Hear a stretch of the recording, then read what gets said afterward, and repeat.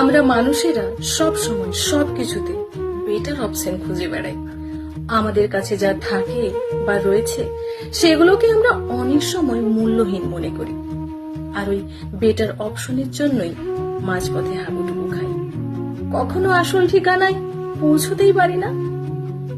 তবু এসব তো ঠিকই আছে, কিন্তু আমরা যদি বেটার সম্পর্কের খোঁজ করি তাহলে তো বেঁচে থাকার যে অপশনটা সেটাই হারিয়ে যায়।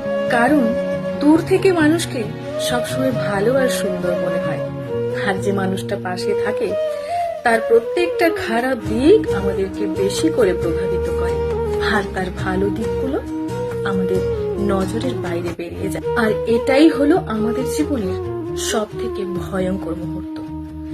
প্রতিটা মানুষের মধ্যেই ভালো মন্দ সবকিছুই রয়েছে, কিন্তু যে মানুষটা আমাদের পাশে রয়েছে তার মন্দ দিকগুলোর সঙ্গে যদি আমাদের বোঝাপড়াটা ঠিক থাকে, তাহলে তার ভালোবাসাগুলো একান্তই আমাদের।